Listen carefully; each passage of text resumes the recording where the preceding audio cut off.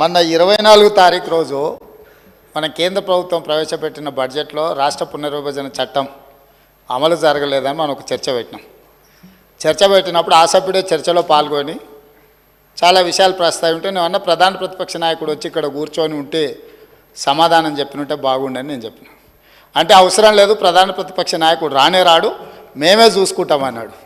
కానీ అక్కడ టీవీలో చూస్తే ఆయన ఈయన ఏదో కొంప ముచ్చేటట్టున్నాడు. తెల్లారి పొద్దున్నే 12 గంటలకు సభ అంటే 11:30కే వచ్చి కూర్చున్నాడు. ఎందుకనంటే ఆయనకు తెలుసు తిక్కలూరు తిరణాలకు పోతేనంట ఎక్కనిక దిగనికనే సరిపోయిందంట. అసలు ఏ ప్రాజెక్ట్ ఏడు ఉంది, ఏ నీళ్ళు ఎక్కడ వస్తాయి, ఎక్కడి నుంచి ఎక్కడికి వారుతాయి అనేది ఏమైనా తెలుసా అధ్యక్ష? నేను నిన్న ఇంటికి పోయే వరకు మా దగ్గర బాలయ్య అని డ్రైవర్ ఉన్నాడు అధ్యక్ష. ఇంటికి పోయే వరకు బాలయ్య అని డ్రైవర్ ఉన్నాడు. వాళ్ళ పిల్లగాడు 10వ తరగతి ఫెయిల్ అయ్యింది. అక్కడెక్కడ ఆడావిడిగా తిరుగుతుండు.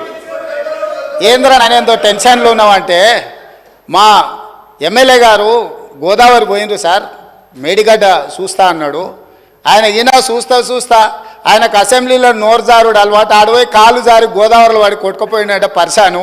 ఎందుకంటే ఆ సార్కు సెల్ఫీలు దిగుడు, సెల్ఫ్ డబ్బాలు కొట్టుకున్నాడు అలవాటు. ఏమన్నా అవుతుందేమో అని నేను టెన్షన్లు ఉన్నా సార్ అన్నాడు. అంటే అదేంటి అని అంటే మనం అప్పుడప్పుడు చూస్తుంటాం కదా సార్, బుల్లెట్ రైలు వేగంగా వస్తుంటే సెల్ఫీ దిగనిక నిలబడి రైలు కింద పడి చచ్చిపోతుంటారు. ఎవరెస్ట్ లాంటి ఇట్లా గుట్టల మీద ఎక్కి సెల్ఫీ దిగనికి పోయి కింద పడి పోతుంటారని. అట్లనే నిన్న పోయి గోదావరి మేడిగడ్డ దగ్గర సెల్ఫీలు దిగడానికి ప్రయత్నం చేశారు సార్.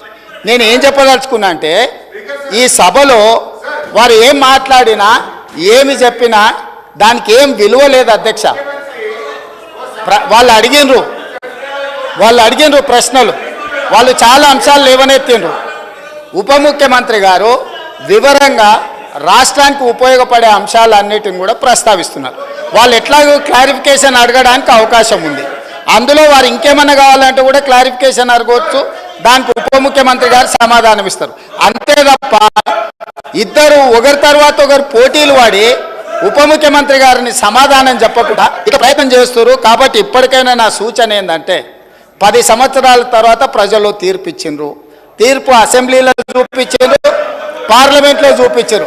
ఇప్పటికైనా కొంచెం ఓపికతోని జరుగుతున్న అభివృద్ధిని కళ్ళతో చూసి అభినందిస్తే బాగుంటుంది. ఇప్పటికైనా చెప్పే సమాధానానికి కొంచెం సావధానంగా వినమని చెప్పండి అధ్యక్ష.